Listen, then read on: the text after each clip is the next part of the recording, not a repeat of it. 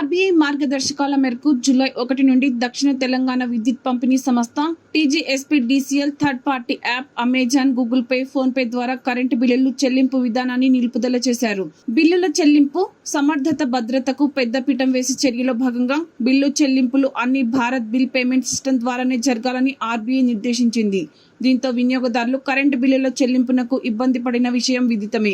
ఈ నేపథ్యంలో ఆగస్టు 28 బుధవారం third party app phone pay తన కస్టమర్లకు కీలక అప్డేట్ ఇచ్చింది. మరలా విద్యుత్ బిల్లులు చెల్లించవచ్చని నోటిఫికేషన్ పంపించడం జరిగింది.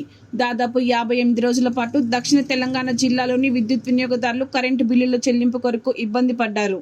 మరలా ఫోన్ పే, గూగుల్ పే లాంటి థర్డ్ పార్టీ యాప్ నుండి నోటిఫికేషన్ రావడంతో వినియోగదారులు సంతృప్తి వ్యక్తం చేస్తున్నారు.